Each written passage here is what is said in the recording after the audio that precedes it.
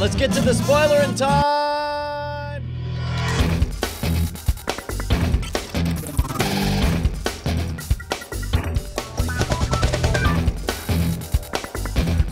It is spoilerin' time. I'm Tom Merritt and Brian Brushwood alongside Justin Robert Young in the house. Gentlemen, where do whores go? Well, I'll tell you where wow, I guess we're just going to jump straight into the spoilers here. I guess we should say we're pretty much only going to talk about the season finale of Game of Thrones. We'll talk a little bit about your adventure in the Shield. But I just say we dive in, right, gentlemen? It's our post-game Army Wives recap. Yes, exactly. All right. Well, I'm out. I guess you know what we should. We didn't mention this. I guess we'll have to be spoiler-free because we're shooting these out of order. When we talk about it on Cord Killers, Orange is the New Black we all watched. That's true. We could talk a little bit about that, I suppose. Okay, so let's just real quick do pre-Game of Thrones, Orange is the New Black. I've only watched the first episode. I got to tell you, you guys are going to have to convince me to keep on going with this. I was really disappointed with the first episode of Orange is the New Black. It just felt like a random, jarring, let's construct a way to keep her in prison longer. And then just some part of me realized, like, oh, wait, the show is that she's in prison and she'll just continue to make poor choices. And I didn't feel any rage or nothing. And I don't know. I sort of emotionally divorced myself. I mean, I feel like you felt like our heroine Piper there, abandoned, and you know, it was not what you expected. You had a certain element of what you thought your fate was going to be, and then it was just kind of relegated to something that you were not pleased by. I watched 3 episodes in. I would say the first 2 episodes I almost kind of feel like are their own story, in that one is Piper without the rest of the people from the prison, and the second is the prison without Piper. The third episode is the two combined, but by the second episode, I think I was more reminded of why I enjoyed so much of the first season, which was like the rich supporting characters, and you get kind of a bit more of a table setting for what this season's this season's world is going to entail. Does anyone care? I just want to talk about Game of Thrones so bad. I'm sorry. All right, real quick. No. Brian, I am not going to try to convince you to watch Orange is the New Black. If you didn't like it, you don't like it. Don't watch it. I mean, and I don't mean that in a like screw you way. I mean, like there is nothing about this where I'm like, no, Brian, you're missing the mystical significance, and you'll regret it if you don't like it. No. But the difference was I really did like the whole first season. I really enjoyed it, which is why, and I definitely felt a disappointment on this one. Well, let me put my critical pin on it, and hopefully it will serve as a segue. Orange is the New Black is great television, but it is television in the sense that I think we have thought about it in the past, like, here's a setup, here's a big bad, we're going to contrive reasons to keep people into the premise that has locked in the elements of the show. It is not transcendent entertainment, for which Game of Thrones certainly is, and proved itself to be yet again in its finale that we all just watched. All right. No, well put, Justin. I mean, I guess that's what I was trying to say, but just better said, which is Orange is the New Black is fine. But if you looked at episode 1 and they set up your premise, and I've only watched 1 episode so far, they set up your premise and you're like, I don't know, this premise doesn't work for me. It is not the kind of thing where Game of Thrones, if you watched a couple episodes of this, and you're like, I'm not getting it, I would be like, you must absolutely stick with it. Unless you just don't like stories about fantasy lands with kings and magic, which may be the case. You're going by the to love way, it. Like, we went full fucking Tolkien. All right. So real quick, officially, we begin the spoilers for Game of Thrones starting right here. Mark it, people. Wow, you are not kidding. They full on. It was almost, and I can almost hear some comic book nerd out there who is actually upset that we've gone full Tolkien. No, is it a fan of the show that hasn't read the books? Is it a fan of the books that doesn't like the fact that we went That's all Ray what I would Harryhausen, imagine. I would imagine for the somewhere Bran story? in my imagination, there might be a person who has read or who has enjoyed the TV show, but enjoyed it for its political intrigue and feels like it runs the risk of becoming another kind of show now. Yeah, there's a little Jason and the Argonauts flavor there in the Bran fight. Okay, so let's go out of order. Let's do this, all right? Let's talk about the things that... okay, I'm going to say some words. This is not a spoiler. This has nothing to do with the books. However, the fact is all three of us have read the books, and we can't not see it through the lens of having read the books. Yeah. Having said that, the show's better than the book. The show's better than the book. The show's better than the book. Would you guys agree or disagree? Disagree. Really? Yeah. Justin? I mean, I have to say that I agree. I mean, and that is it's a dicey premise because I love both of them very dearly, but I have to say that there are elements of the story that by this point in the books, I had kind of started to not lose interest, but it was just an element I had to get through to get to the more interesting parts that have been made far more interesting, including Brienne, including Sansa, and most specifically Bran. And the fact that and maybe it's all there in the books and I just kind of glossed over it, but that we went full skeleton warriors and magic missiles by that point in our finale, I was just so in love with it. And if that's our judging stick, then yeah, I think the adaptation to the books has made elements that I found draggy in the books more tolerable, if not exciting. Well, and keep in mind also, and you guys might remember somewhat differently than me, but certainly there was no nail-biting cliffhanger as they made it to the Godswood. Jojen, when he died, if I remember correctly in the book, was like of a lingering wound that was a slow, painful, and terribly, possibly boring death. Same thing with the Hound. We made two lingering wound deaths way more exciting in this finale than they are in the books. Exactly, right? And same thing with the Hound. Did we? The Hound... Because I think the Hound is going to end up being the same way as it was in the book. Wait. No, but I mean, like, it's not just like the Hound. I mean, correct me if I'm correct. The Hound just kind of lays down and dies in the book, right? Like, like he's dying, and my memory as he was doing the like kill me thing, and she walked away. Wasn't that a scene in the book? Maybe I'm misremembering. That is a scene in the book. And he's still lingering, and somebody else finds him later. But you know what? This is what people who haven't read the book absolutely hate. And this is why I said disagree, which is they are both different experiences. And I don't think that I can say I like one better than the other. Actually, the whole Arya scenario in this, I felt was better in the book in some ways at telling me about Arya and who she is, whereas this was more exciting to watch because you got a whole Brienne fight there. Is they hit the same beats, but they figure out a way to visually make it interesting at the same time. Well, that's what I'm saying. In a television show, it's incumbent upon you to make it visually interesting. In a book, you have the freedom to get into motivations and understand the characters and empathize with them. And for me, and I'm not saying this is for you, but for me, I find those both very fulfilling and enjoyable in different ways.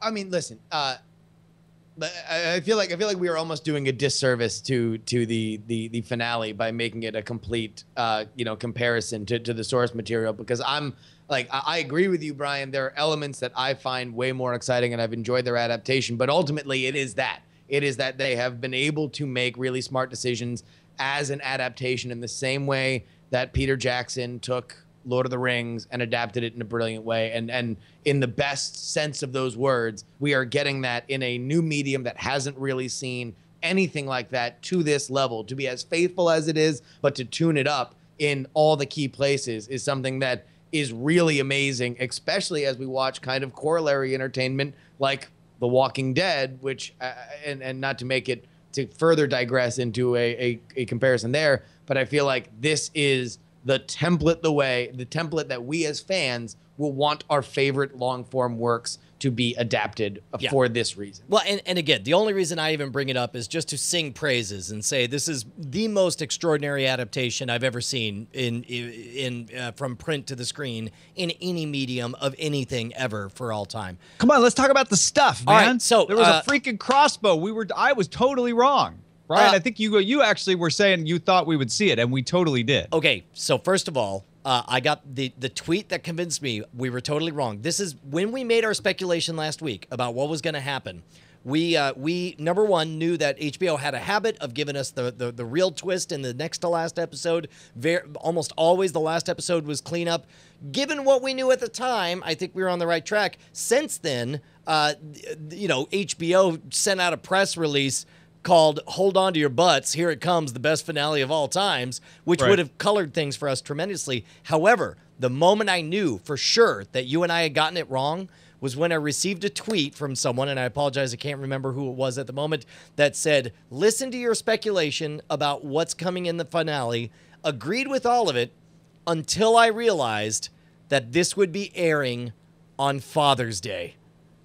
And the moment I read those words, I realized that we had to be wrong, and Tyrion had to kill his father. Well, I mean, to be fair, in the next week on, with the low tracking shot with somebody who seems to be of smaller stature carrying a crossbow to a closed door seemed to be the first thing for me. But see, I didn't catch that because I watched that same thing. I didn't see it until somebody pointed it out later. I didn't see it at all. Yeah. No, it was. Amazing. And I think me and Brian, we were talking after we did the weird things about, like whether or not we were going to see Stannis bring his army to the wall. And we certainly saw that. It was about as jam-packed as any episode has been, if I'm not mistaken, right? I thought it started a little slow. I wasn't sure. I was like, I don't know if I'm really going to like this finale. Like, we spent a lot of time on Jon Snow. We went to Khaleesi. And we saw a fairly powerful scene, but not one that, it's very sad when she chains up her dragons, and it's important. But I'm like, this isn't changing my world. And then pretty much from then on, everything was changing my world. Yeah. Yeah, it was this kind of relentless march of all this stuff. And I kept thinking each time that it's like, oh, it's too much. The next one can't possibly be more. And it kept being more over and over and over again. And again, the whole Brienne fight, it was a great scene as they wrote it with her and the Hound pointing out that, that the Hounds that essentially they're just saying, give me Arya to take her back to the Lannisters. And there's this harsh reality that there is no cat to bring her back to. There is no mother left. Well, and Brienne instead, almost having a realization like, oh yeah, this is Lannister gold, and Jaime Lannister's the guy who sent me to do this. And what does that mean? I hadn't really thought about that because I trust him. Yeah. Well, and the Hound's character coming to a point where he is and identifying himself as Arya's protector. That it's not. He doesn't say, no, you don't get her because I get to turn her in for a reward. He has that stripped from him. So at this point, in the Hound's motivation, why not give her up if somebody else wants her and not drag around another mouth to feed and just go do your own scavenging? Make away a deal from for money or something with Brienne, like get her to pay for it. Yeah. But he never even offers to do that because this is a connection that he has made with Arya. He is there to protect her, and it is really the it is the big redemptive kind of character arc to, one of the rich tapestry of why Game of Thrones is such an amazing show, that we get somebody like the Hound that is about as one note of a evil guy, a henchman. Yeah. He's called the Hound, right? It's like the most henchman-y of all henchmen names. And is so rich and powerful. And if that is his swan song, then it's such a powerful acting moment. Were you guys as taken as I was? Like, I was really deeply impressed with what a difference it makes to be shooting all this stuff on location. That was a gorgeous, unbelievable backdrop to a brutal crotch-kicking fight between Brienne of Tarth and the Hound. Did you guys even notice that, or has the show always been that beautiful, but then for some reason it struck me alone? Oh, I feel like the show has often been that beautiful, so it didn't strike me as like wow, in that case. But at the same token, yes, I totally agreed when I was watching that, thinking like this is beautifully shot, Yeah. and this is a wonderful arena in which to have this play out. It's excellently choreographed, so that it does not look choreographed, at least to my unaided eyes. You know, I'm not a sword fighting expert. You lost yourself in the moment. They did good enough that you felt like you were watching a real fight. And I felt like kind of hurt. Like I wanted them to stop fighting. Like I love them both, and they are both fighting for pure and goodness. Like in a world where relentlessly terrible things are happening to so many people, like these are two people, one of whom started pure, and the other has kind of hit this redemptive arc, and yet it's like, no, of all the people to bring violence against each other, like you two are like, you are forces for good. At least like you have pure hearts in the horrible best part worlds. is they're fighting over someone who doesn't want either one of them to protect and save her. And that is another of those twists, like you're talking about with the Hound being not the henchman. Arya is not the damsel in distress. She is not the little girl that is hoping to get back to her family and be saved. She is a vengeful little psychopath that is I am a huge fan of. I'm an Arya fanboy, and she takes that opportunity to be like, great, those two idiots are fighting, I'm out. I'm going to hide myself in a rock where I'm so well camouflaged it looks like I'm part of the cliff until they take off, and then I'm out of here, and I'm getting a boat, and I'm going to the wall, because I think that's where my half-brother Jon Snow is. Yeah, or the only part of the clubhouse that I really loved. Okay, so dialing it back to the beginning, when Jon Snow goes up to hold counsel with Mance Rayder, first of all, Justin called that 100% right. He it was actually more battle than I thought there was going to be. I thought we were going to get the like, sorry, we don't have the budget for a battle. We just did a big battle episode, so we're just going to have the horn blow twice, and Stannis will walk into the tent and say, I just defeated you guys. I'm Stannis Baratheon. Yeah. Which would kind of harken back to like the first season of Game of Thrones, where just pretty much what all they did was just like, we're about to have a battle. Like 5 minutes later, we won the battle. Yeah, I thought that was excellently portrayed as well, with the horses just kind of coming from all sides out of nowhere, and then still giving you that aerial shot where you could see the perspective of what was happening. That was clever. Well, and to sorry, Brian, to also highlight visually kind of the difference between what a massive army of wildlings look like, which we saw in the Watchers on the Wall previously, and what a Westerosi army of sellswords and bannermen looks like in the very regimented double pincer attack that meets in the middle of the head of the army there. Yeah, and I didn't think about it at the time, but doing that weird aerial shot, because it's weird how when they are new, conceits oftentimes distract from the storytelling. I know that I very much noticed when Firefly and Battlestar Galactica would use the zoom in cinema veritas, like you're a documenter of a war photographer or something, and it took me out of those in certain moments. But they do the same thing to a lesser extent here in Game of Thrones. They're constantly adding some bob to make it look like you're a person there with a camera ostensibly, and of course there's no aerial tracking shots, there's no helicopters running over stuff. Crows, Brian. It's crows. You know what? But again, that's Crow a good cam. analog. But what those things do is they allow you to convey larger picture concepts that normally in the book, someone's able to provide the inner thoughts of the characters putting this kind of thing together. Like for that same kind of thing, you might in a book or some other medium have like, Stannis knew that he needed to, do a pincher move and bring them together. And instead, the manner of storytelling I've never been distracted by anything. I think the only moment, and I made a big deal about it because I'm a crybaby, was when all of a sudden rock music came up at the end credits of when Jaime got his hands cut off. But outside of that, all the other theatrical conceits I haven't minded at all. Yeah, those things rarely bother me anyway, because I'm so I'm so forgiving. That's why I watch really bad shows sometimes, because there'll be some central story element that just sucks me in. Yeah. And I'm a Philistine. I have 10 eyes to some of that stuff. Well, but, yeah, but, when it's good, like you're talking about with Game of Thrones, I can tell that, right? Because it's just smooth.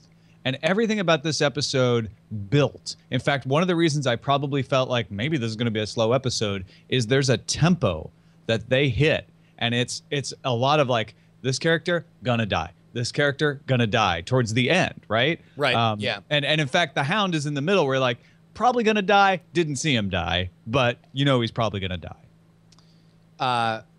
I feel like the initial series of scenes with Mance Rayder and Jon Snow are really like, it is kind of the blueprint for why Game of Thrones has become the most popular the most popular show in HBO history, in that you have very HBO two characters in a dimly lit setting having an intense conversation, the kind of scene Over that, drinks. Yeah, that made The Wire, that The Wire lived and died on, that The Sopranos lived and died on. These Dude, are very. Don't mean to interrupt. I'm sorry, but can you imagine if McNulty had taken the part of Mance Rayder? Oh, I know. Wait, was he initially offered it? right? Yeah, and he turned it down, and his kids told him he was insane. But he was like, it just sounded like a lot of work. What the? I almost. Wow. Wow. I'm totally misquoting him and being totally unfair by saying it that way. I don't think that's exactly what he said. That's amazing, dude. Crazy. All right. Yeah. But yeah. But go ahead, Justin. I'm sorry. I didn't mean to interrupt. But when you said to that go from Wire that- atmosphere, I totally got what you meant.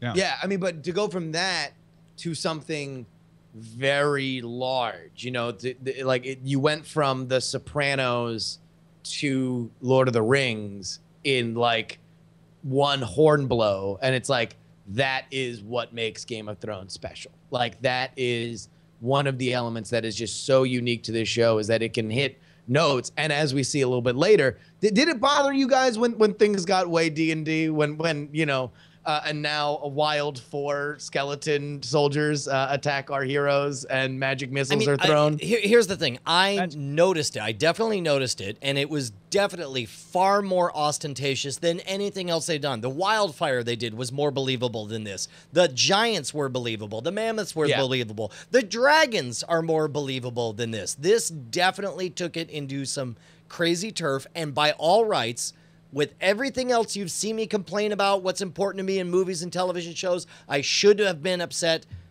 I just wasn't. I was like, well, this is better than I remember this part being.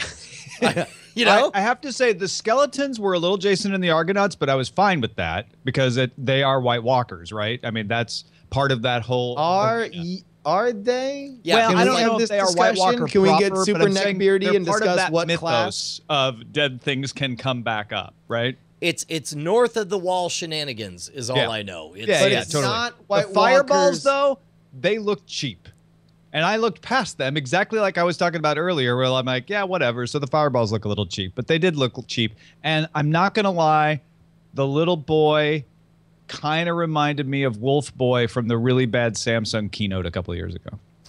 I don't remember. It's a very specific reference, Tommy. amazing. I don't know how many people are going to be like, oh, yeah, totally, Wolf Boy. But I if you get it, you get it. All right. We're going to get an email from the one guy who gets it. Go ahead, Justin. So they are some kind of henchmen to the White Walkers, though, right? They are just Who, the skeletons? the skeletons. I mean, Because maybe. they're not, because they were killed without dragon glass. Well, yeah, or without Or being were they set just fire to. disassembled so they couldn't really do much anymore? Yeah, maybe they were still alive. Maybe it's zombie rules where it's like, once they're just a head floating in a tank, there's not much they can do. Is it just that somebody with enough power kind of tread over their area, and that's why they were arisen to stop and kill him? I mean, like, I don't know if I'm delving too deep into this, but well, I mean, again, we're outside of my depth because, like, whatever insight I had before came from the books, and that was very much outside the domain of the books. yeah. But I mean, listen, I was not bothered by it. I thought, I mean, like, but then again, for me, that's my jam, right? Like, I just don't know how many of the sorority sisters that love the show because of Khaleesi are gonna be like, oh, what the F? I'm not down with a bunch of skeleton warriors that look like from the first Zelda game. They're like, hey man, I don't tune in for the boners.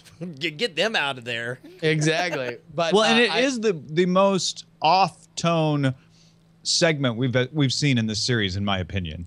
Agreed. Which is not only the skeletons. The skeletons are, to my mind, the least part of it. It's, Woodland's boy comes out and like, I'm older than the first man and can throw fire. Now come meet my boss, who's like part of a tree and has a mission for Bran. And Jojen dying, he knew he was going to die. It's totally fine. Like, way off the rails as far as like the believableness of even Stannis and Melisandre. It felt like that moment in Lost when, you have the first like season and a half of like really attractive people whispering very important conversations and then kissing while the rain happens. And then it's like, oh no, but for real, this is a hardcore science fiction show. Like, we are only going to do science fiction conceits from here on out. And we are going to play around with whether or not this is nanobots or a 1970s, like eugenics experiment gone awry.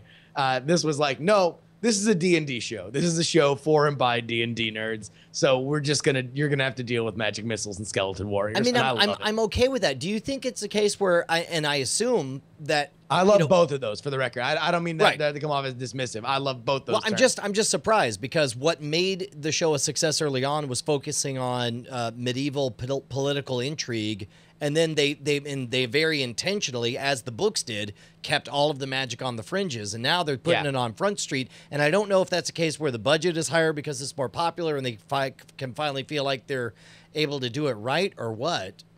I don't know. I mean, the story kind of is the same. So I'm not certain that it's a budget issue as much as like this is just where the story goes. And I've always felt like what Martin might be doing is saying the farther you get from civilization, the more magic holds sway. Yeah.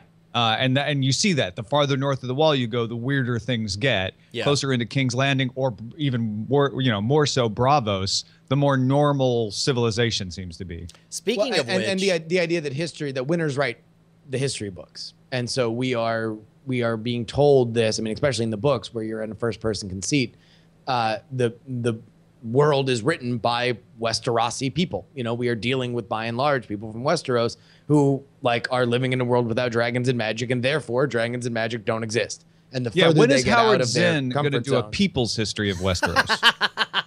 yes. They'll tell you that the dragons don't exist anymore. But lies just my look at the maester numbers. taught me. God, you took it from me, Tom. You took it from my palms. So one of the other scenes we got Cersei becoming an almost sympathetic character, deciding, I'm going to get on with my freaky incest self and like, screw you, Dad. I'm going to stay here at home. Okay, I see what you mean. And by the way, I love sympathetic. my brother and I don't care who knows it. It's not exactly sympathetic because she's doing it for all the wrong reasons. But I get what you're saying, which is what is the right reason to profess your love for your brother, Tom? I don't know. That's what I'm trying to say. It's kind of hard to be sympathetic in that case. But she tells her dad, so her dad will raise up off her nuts in terms of marrying Loras, right? Sure. Like she doesn't put out a press. She doesn't go out on the balcony and says, "Yo, me and Jamie." Yeah. It's on. on. And she's doing it for love. Well, I tell you what, she was. I feel like she's this close to busting out into Let It Go and just being there in the middle of freaking King's Landing. I feel like she is doing Jon what Snow she never always bothered her does, anyway. which is. I mean, listen, this is a play by Cersei to remain close to the power of the throne. At this point in our story, if she is gone to Highgarden, we begin the descent of her power. She is at this point in the story as close to power as she will be on her current trajectory. So her power play to Tywin is saying, nah, I'm not going to be on this trajectory. I'm not going to be on the farther away from the throne, farther away from my son. So now the next time I come to visit King's Landing and I'm like, oh, I think you should do this. My son's like, no, my wife told me this other thing, so I don't think so. Now, she needs to do this to stay close to power. Brian, is the sympathetic thing that she's defending her son? I think that she, when I say sympathetic, I mean, first of all, it is the most understandable her character has ever been to us, in that she's tired of her dad pushing her around and she's in love with someone that society tells her she shouldn't be in love with. And she doesn't, and she's not going to get pushed around anymore. And that is a extraordinary moment in her character arc. It also puts a weird close to the tension that got built up in the crypt and was left lingering all this time and is now resolved, and that a choice has been made, and that you know, as uncomfortable as we all were with all of that, apparently there's some resolution to the two principal characters. And of course, none of this is an endorsement of any of the activities on Game of Thrones. But I don't think that she's doing it for love. I guess that's not the sense that I got watching it. Like, she certainly, Jamie is a comfort for her. I don't know. I don't think she's any more in love. I think she's doing it for love of her son. I think she's doing it for power. So you're telling me even the whole like coming back to Jamie thing is not honest? She doesn't actually. It's partially honest, but also practical. Wow. I did not get that at all. The way I read the scene, this is, and Jamie is a different Jamie, and it's not like he's like, oh, well, I want to do everything that my love says, because he then later, you know, does what he does with Tyrion. But I think it is her. Whoa. I want to do what my love says. In every way, he's doing the opposite of what his love says with Tyrion. No, exactly. No, that's what I'm saying, is that it's not like he is okay. acting. Got it. Okay. And I think he sees it as hollow. And I believe, I mean, like, by her motivations, she is more than anybody her father's daughter, and her father will run over anybody to be close to power, and has draped it in the flag, the Lannister flag, of like, oh, it's for my family, it's for my family, it's for my family. But he's in it for him, and she's in it for her. And you know, this is an episode called The Children, and in no more context do you see all of the Lannister children acting totally in self-interest, and I believe that is Cersei's self-interest at play. And if she was 100% manipulative and practical, she wouldn't rely on Jamie so much. So there is a sentimentality tied in, but it felt very condescending. Like, I'm going to choose you, Jamie, as part of my family anyway, even though you've got, you know, kind of broken. Well, because she makes the point to kiss the hand. Yeah. Like, as if to say, I shunned you before because of this, and now, like, oh, I think it's great, and I'm going to kiss it before I blurb. But you see, nothing about the execution of all that read as fake or duplicitous or an act being put on. And I'm curious, I understand, like, politically in the Monopoly chessboard game, whatever, overhead, sure, you know, it seems like it would be a good move for her, but nothing in the acting or the execution read to me that way. Yeah, Cersei's got you in the palm of her hand, all right, Brian. Fine. No, look, if there are worse places to be than in that delightful actress's than in Lena Headley's supple palm, than in Sarah Connor's palms. The only fate is what you make, Brian. Exactly. All right. So I want to talk about our fallen maester, who I feel like has been underplayed in this TV series, and rightly so. They can't spend the time on all the things, but they really brought his story to the fore finally in this episode, and it got me thinking. What he does is mess with bodies, and this may be a little book knowledge seeping in, but you saw it in this episode, which is, I'm going to take this dying man and I'm going to make him a not dying man, and it's going to change him, but he'll be stronger. Are we dealing with the same underlying cause of what happens north of the wall? I mean, maybe, and forgive me, I am, again, the fact is I read the book, so it's hard for me to see things through other lenses. In the books, he full on dies, and there ain't no other version of him. Does he? Yeah. No, he full on dies. He got poisoned. Yes, he full on dies and is given to this guy to reanimate. Oh, so he's dead, and this is just like before he's dead. Mm-hmm. Got it. Okay. Oh shoot, you're so right, and now I totally remember that. That's right. He is. Oh man, now I'm more excited about all that. I mean, and by the way, this only next to the Harryhausen skeleton soldiers was the most genre-y kind of moment for me during the show, and it was like, no, I'm gonna Dr. Frankenstein monster this dude, because I'm Dr. Frankenstein. Like, he will be here, but he will be different. Like, that is about as horror, like classic horror conceit as you possibly get, right? And then he turns and he goes, "The soil of a man's heart, Cersei, is stonier." Will he be weaker? No. Good. I'm off to make the next move in my little plans here. Yeah. So I guess we've farted around enough. Let's get into the main event. The great Father's Day celebration, courtesy of Game of Thrones.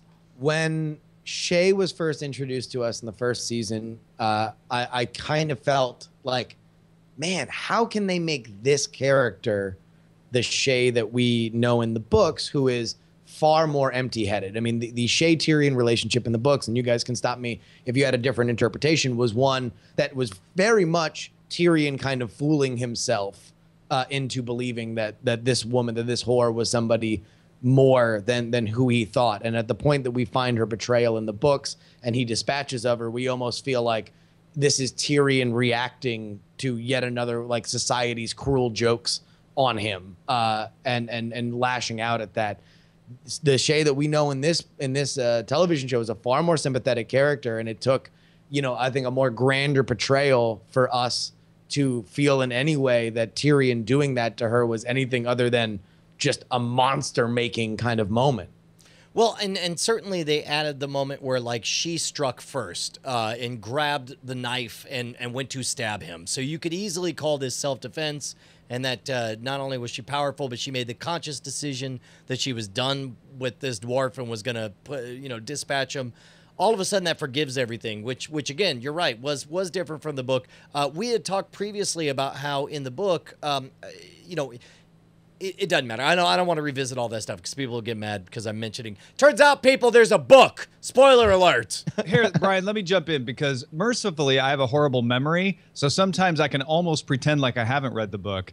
And looking at the Shay-Tyrion storyline, it all feels good and right as told in the television, except for the trial. That is the one place where I still feel like, why did she turn against him? Like, where is the motivation? It just didn't seem well told there. And so when he finds her in Tywin's room, I'm still thinking like, oh, she's going to be like, oh, I've been pretending. I'm so sorry. And instead, she just reaches for a knife right away, right? Maybe that's just Shay being practical because, oh, I totally sold you out in the trial, and I know you probably only have one thing on you. That is, and maybe I'm defensive about this because it was truly one of the greatest betrayals I had experienced in all of narrative fiction. Was I loved Shay as a character in the book, and I believed her, and there was no motivation and no reason for her to turn around. And again, in the books, when she's on trial, she mocks and makes him like she had called him my giant, and instead turned around and made a mockery, saying like, oh, he required me to call me her my giant and so on. And the motivation was out of nowhere, and it was clearly for money. So that when you encounter her, you already feel so betrayed that the moment you see her and you see her in the bed of Tywin Lannister, you feel great when Tyrion grabs that freaking necklace and chokes her to death with it. It's like it's a much darker thing, and I understand why they're not trying to sell that in a much more publicly palatable medium. In the books, though, like, she's flirting with the minstrel. Like, there are elements that make you believe that she is not Tyrion's true love. Like, we as readers are not like, oh, finally he will end up with her because she is a perfect match. Whereas the television character, right up until he feels he needs to send her away, and she feels that that's a really effed up thing to do, and she, is going to wreak her terrible revenge because she is a woman scorned. Do we feel like, oh no, like, if Tyrion and her could live forever together, they would. They match personality wise in a different kind of way, which makes this. I agree with Tom that, like, I don't quite think I have exactly my thumb on who Shay is now that her character is over. But I certainly feel that because she is a smarter character in the television show, her betrayal at the trial feels far more calculated. It's not just an empty-headed lady who was paid X amount of money and she's like, oh, what? Money? Awesome. Yeah, whatever. This feels like Shay would do it for nothing because she is smart and calculating and vindictive. And he immediately feels remorse over it. So he is not over it. Like that's the part that does make sense, is that Tyrion really did love her and really wished that he could just run away and be with her, to the point where he, a half second after he has done killing her, he says, "I'm sorry," in the most twisted and serial killer sort of manner. Then we get what I think is one of the best scenes in all of literature played out, where he walks down to the privy. And I don't know about you guys, but that may not have been note for note exactly what I wanted out of that scene, but it delivered the effect that I wanted, where mid sentence Tyrion shoots him and he says, "You just shot me," and Tyrion's like, "Yep, I'm gonna do it again." Does he shoot twice in the book? I thought it was just one gut shot, and then he's like, "Bye, jerk," and then walks off. Also, the only difference visually that I pictured, and again, this is such a testament to the folks who do all the set design and cinematography on Game of Thrones, in that they captured the essence of it, whether it was what I pictured or not. But I always pictured him with his shirt off and him being fat. But outside of that, it was perfect. Unfortunately, that actor probably just looks too good with his shirt off or something. We're like, no, that's not gonna work. Yeah.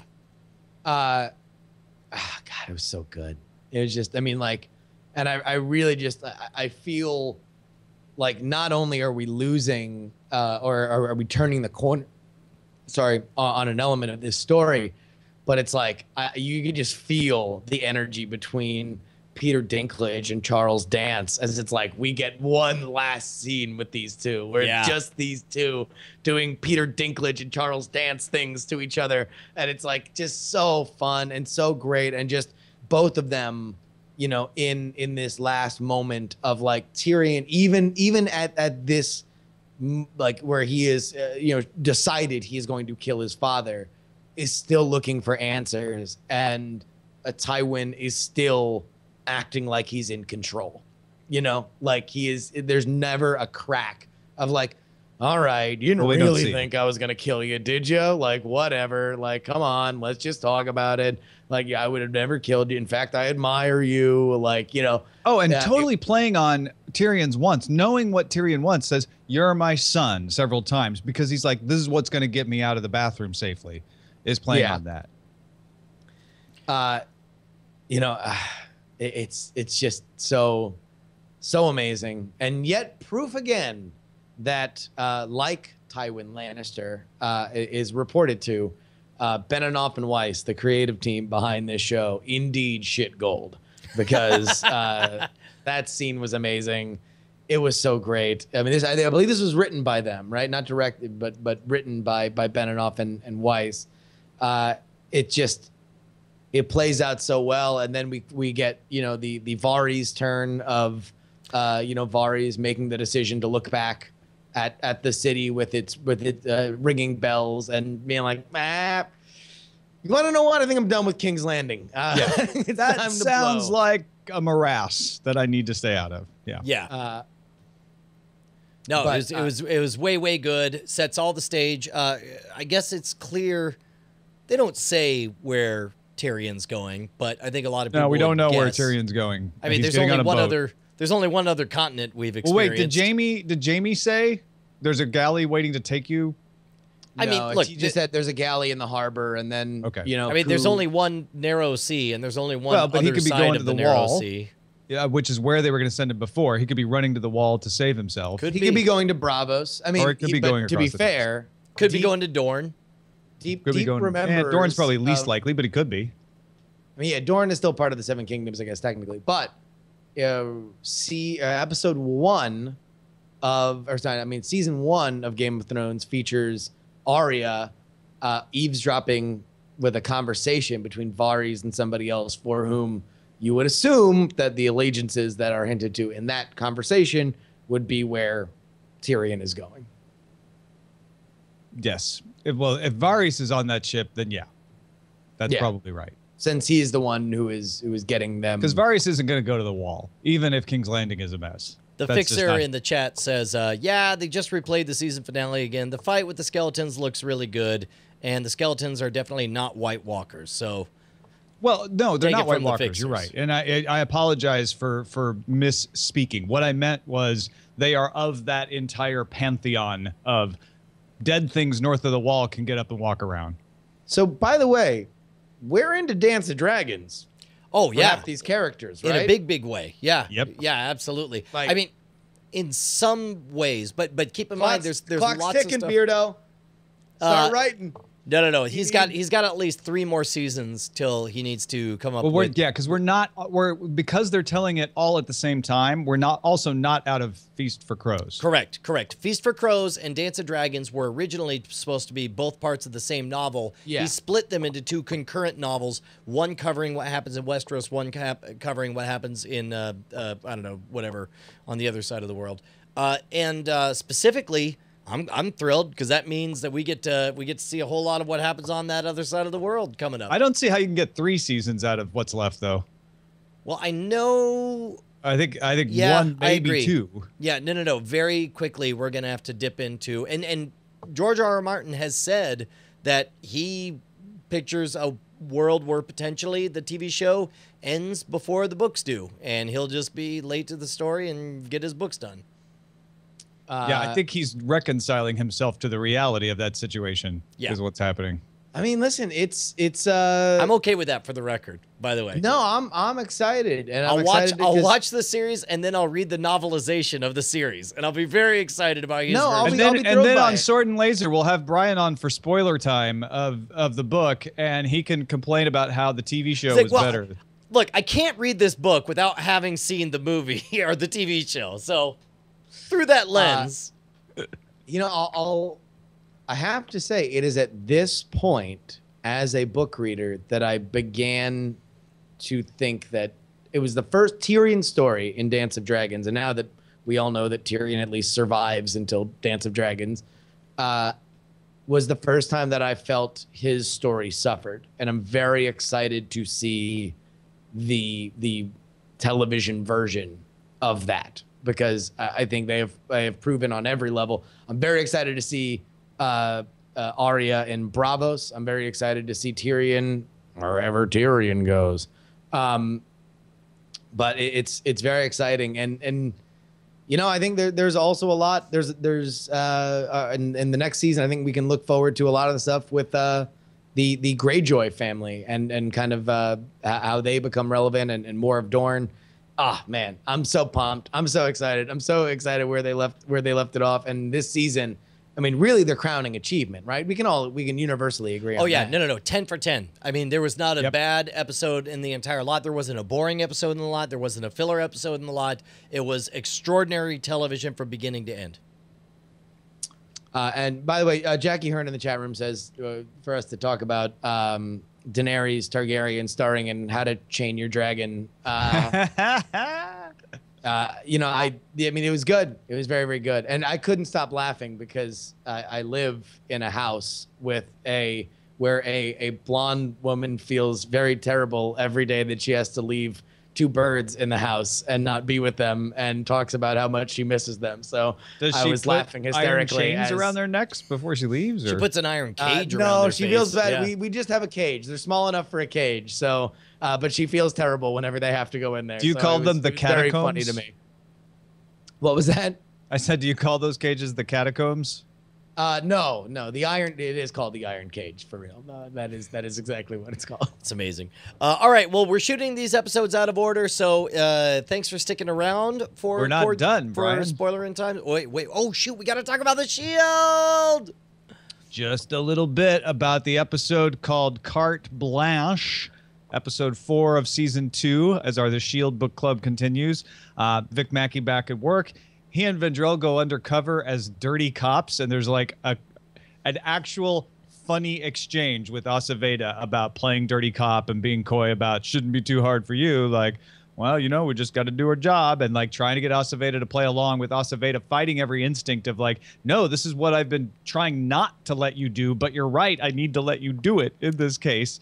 And how much money do you need? And like, you can tell Aceveda has just lost all instinct of what he should do in this situation with Mackie. Well, and that's one of the great things that the Shield was always good at is setting the boundaries and making you as a viewer clearly know where you belonged, and then sort of just casting everything adrift where it's like you honestly can't see the line. It's not that the line is gray and that things are blurred and you don't know like where's too far.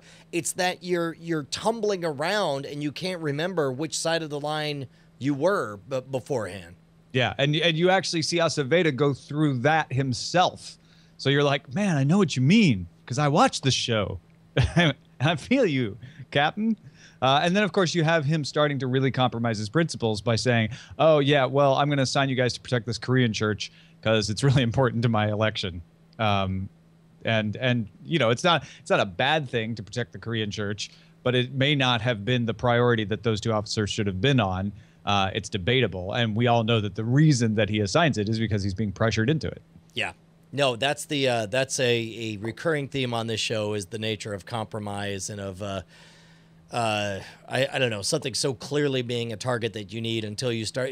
In many ways, like Vic Mackey is the Ring of Sauron, right? It's the one true ring to rule them all, in that like it's evil and needs to be destroyed, but. Man, wow, that's handy? Powerful. It's really. It just seems like it'd be really useful if I had a Vic Mackey. I'll destroy it after I'm elected. I know. Yeah. Well, I mean, you know what? That makes sense. Then that way I'm elected, and also justice has been served. So just a little bit of using the Vic Mackey.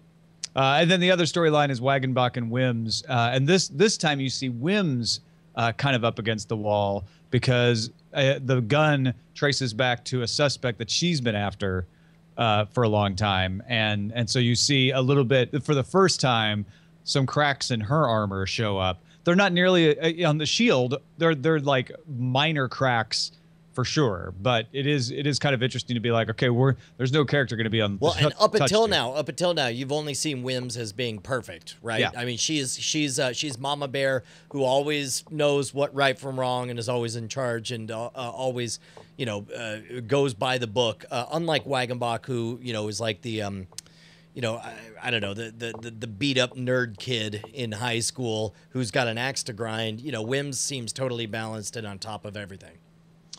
And that, my friends, is Spoilerin time. Yeah. Thank you for watching. Brian, Justin, good night. Bear.